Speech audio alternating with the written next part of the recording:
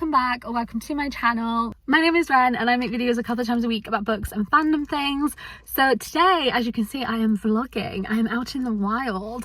Remember, like, outside? It's a thing now. We can do it. Yay. So today I'm actually in Hay-on-Wye, which is a book town. Like, it's literally a town of books. And like, you will see what I mean. I have been here a few times now and I've never vlogged it, and I thought today I would vlog it. So yeah, we're literally just gonna go book shopping. It's a great day for books, so we're gonna do that. I've got some masks that are literally book masks, just fit the vibe. I feel like this fits my vibe, so I'm gonna go with this one.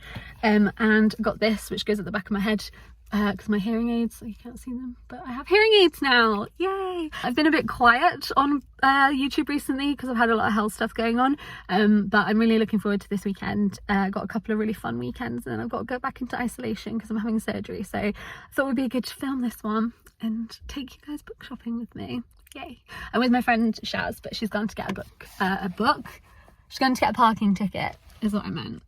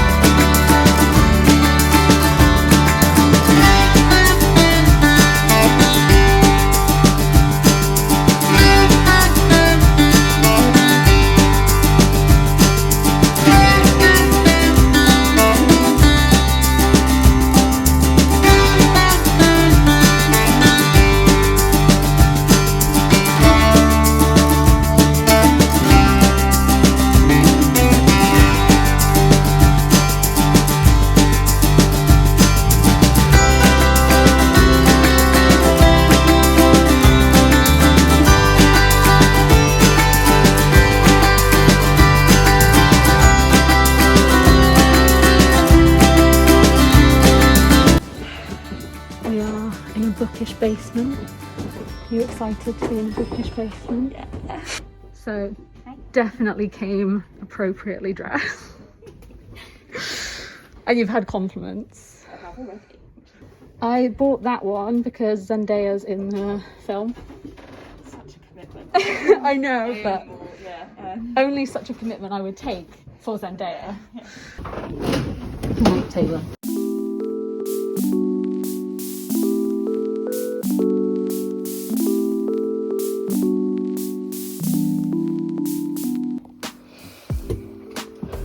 I always think he's real and he scares me.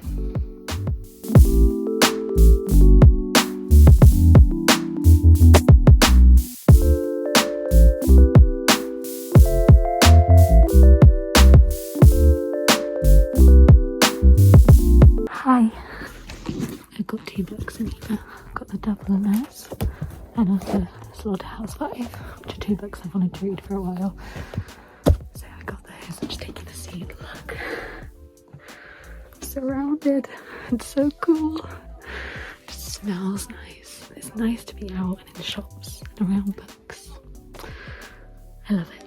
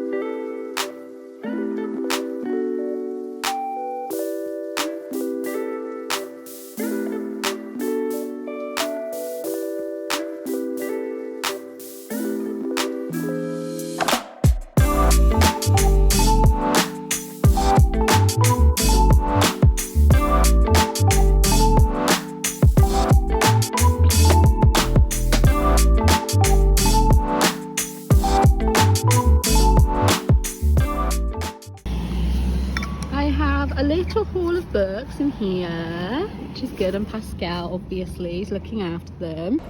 And we just sat and had a break. Right. I told you. Yeah, there you go. And we're waiting for Shaz's friend and a little dog. And I have hot chocolate. And it's all great. And we dropped some books off at the car to unload.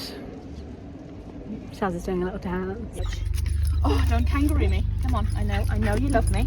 But I missed your luck. I know I missed your luck. I missed you so much. I know. Kisses, Oh, kisses, hello. hello. Hello. So cute. Look at me. You need to promise you wouldn't do that. Because I heard your little sausage legs. Oh, little sausage. What you doing? What you doing? What is it? What is it? Have you some new friends? New friends? Are we going up these stairs to the hay craft? Do we say hi? No. Do we say hi? He's posing, he's giving me the angles. Yeah, he's liking this one. How about my booty now?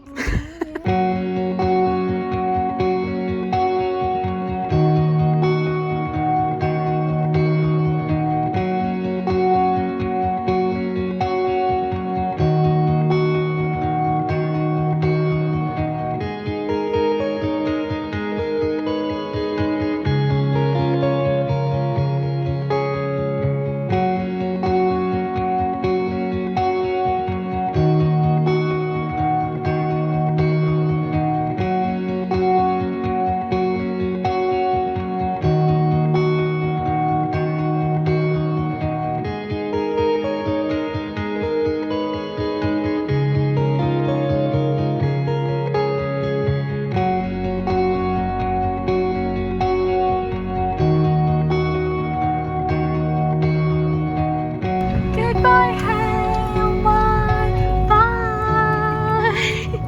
Oh dear. Hi, as you can see, I am home now. I have some books that I bought from Hay-on-Wye. I'm going to talk through the books and just do me a little wrap up book haul type thing. I got Lacey's Story by Stephen King. This was £8.95 for this massive hardback. Absolutely phenomenal. Perhaps Stephen King's most personal and powerful novel to date. Lacey's Story is a beautifully textured suspense narrative about the wellsprings of creativity, the temptation of madness, and the secret languages of love. To the public eye, the spouses of well-known writers are all but invisible, and no one knew it better than Lacey Landon. That is until the maddeningly humid, maddeningly muggy day, her husband Scott, a celebrated award-winning novelist, inaugurated the site of a new library in Nashville, the day that started with broken tooth glass. Years later, Lacey is ruminating on their marriage of 25 years, a marriage of profound, sometimes frightening intimacy. Lacey has always known there was a dark place where her husband ventured to face his demons. Booyah Moon is what Scott called it, a realm that both terrified and healed him, that could eat him alive or give him the ideas he needed to write and live. Now it's Lacey's turn to face her husband's demons, and what begins as a widow's effort to sort through her husband's effects becomes a perilous journey into the heart of darkness. I am really looking forward to reading this. It is a Stephen King novel that I hadn't actually heard of. I just feel like that's my life at the moment, is just finding out about Stephen King books that I didn't know existed, because the man is literally a machine and the speed at which he writes is honestly enviable. I wish that I could write that fast and also at such a high standard. Lacey's Story. Then I got a book I already have, and that is Jack Kerouac's The Dharma Bums. This is a second-hand book, and for some reason I was really drawn to this. I saw this one and it's very old, it's very yellow, and I was really drawn to it for some reason. It was the first book that I bought. When I opened it, it actually had this little note from someone that owned it before that said, "Rob, you once gave me On the Road by this guy, and it is cool, and it is cool. If this is half the book that is, you will enjoy it immensely. Neil." And I don't know, like I kind of just had this really lovely feeling, like I was drawn to this book. And there's these two people that like recommended books, and On the Road is why my channel is called Run on the Road.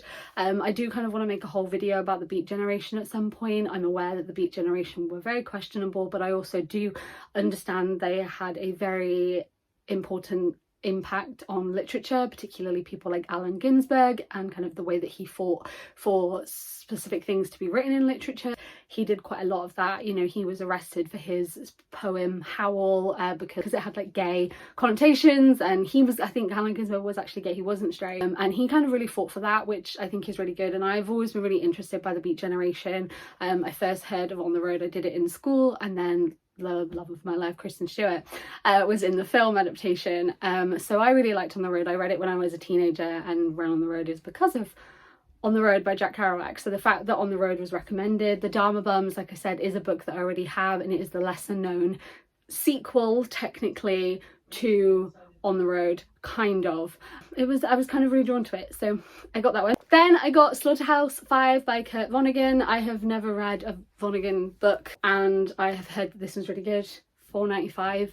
Brilliant. This one was a new copy. This is Prisoner of War, Optometrist, Time Traveller. These are the life roles of Billy Pilgrim, hero of this miraculously moving, bitter and funny story of innocence faced with apocalypse. Slaughterhouse-Five is one of the world's great anti-war books, centering on the infamous firebombing of Dresden in the Second World War. Billy Pilgrim's odyssey through time reflects the journey of our own fractured lives as we search for meaning in what we are afraid to know. I've heard good things about this. People say that if you want to read Vonnegut, this is one of the ones to start with, and like I said, I've never read any, so I am looking forward to delving into it. Then I got Stephen King's From a Book 8. This was also $8.95 for a hardback, which is very good. There's a terrifying secret shrouded in a shed bee out the back of the state police barracks in Statler, Pennsylvania.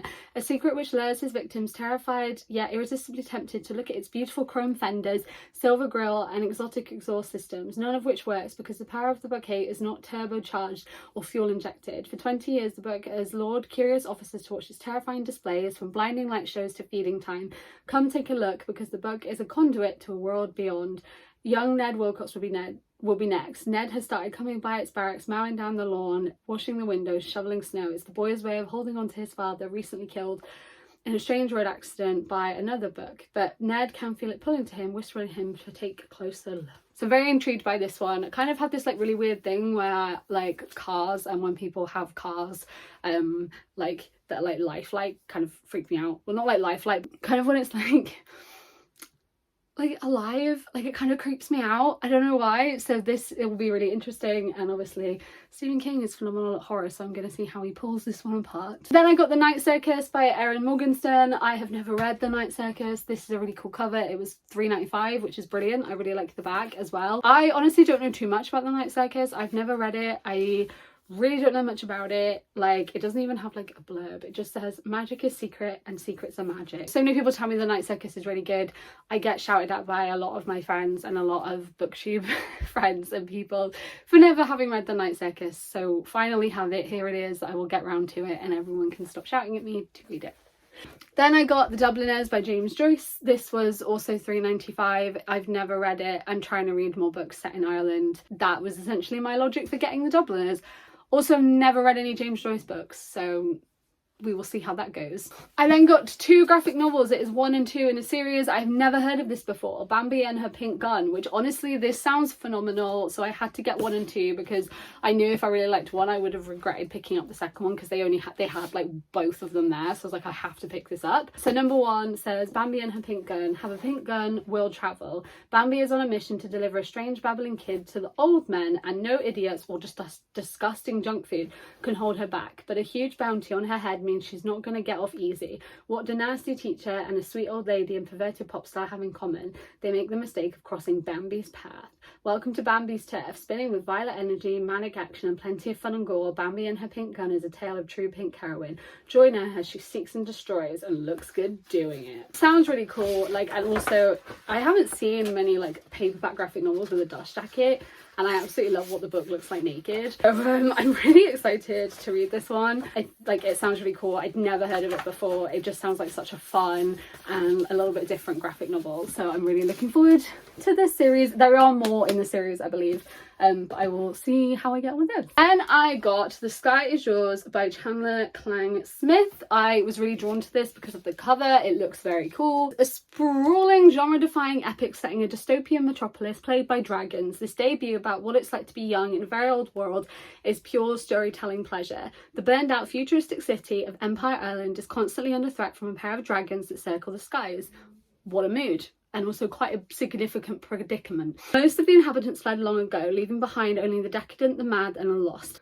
Dynastic families own mansions that take up whole city blocks. Casual genetic modification has led to semi-sentient animal hybrids being kept as pets, and the prison system has run so rampant that convicts are whaled off in a free-for-all deaths known as Torchtown. Coming of age in this crumbling chaos isn't easy for Duncan Humphrey Ripple V, the playboy scion of the city's wealthiest family, Baroness Swan Lenore Dalberg, his temptress, death-obsessed betrothed, or his girlfriend Abby, a feral beauty he meets after crashing his flying car into the local landfill island.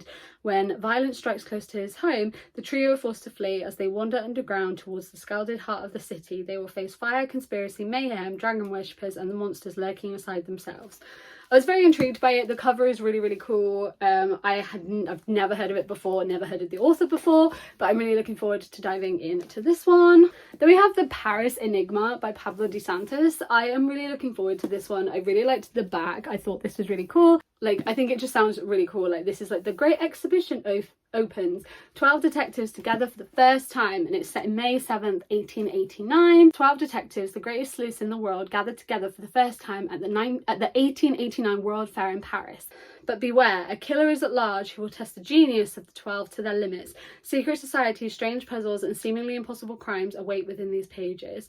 The Paris Enigma, a classic mystery with a modern solution. This was £4.50, which I just think was absolutely phenomenal. And like I said, I've never heard of it before. It sounded really intriguing, and I am looking forward to reading it. I got a hardback of Mark of Athena by Rick Riordan. This is the American edition, and this was like £4, and it's like literally in like perfect condition. Mark of Athena is my favourite Heroes of Olympus book, so when I saw it and saw how good condition it was and how cheap it was, I knew that I really wanted it. My goal is to eventually get all of the hardbacks in the whole series, but obviously I started with, the third book in Heroes of Olympus, but also my favourite book, so I got that one as well. It's also a lot better than the UK edition, because the UK edition has a massive spider on the front of it. So yes, that was my Hay-on-Wye vlog and also my little book haul, so I hope that you enjoyed that. I'm so glad that I finally vlogged going to Hay-on-Wye. It genuinely is one of my favourite places. I love going. It's always so chill, and I always go with my friend Shaz, and it's just always really, really nice because it's just so calming, and there's just like surrounded by books, and I just always have a really, really lovely time. So thanks for coming along with me, and I hope you enjoyed it. If you guys are new here, then I make videos a couple of times a week about books and fandom things, so if you want to stick around and join us, feel free to hit that subscribe button and the little notification bell. And as usual, all the links to all my other social medias and also my Stranger Things podcast, which I co-host with my friend Emily. It's called Hawkins Do You Copy, and we talk about all things Stranger Things, is also in the description as well. Thank you guys for watching. I hope you're doing really, really, really, really well, and I will see you next time. Goodbye!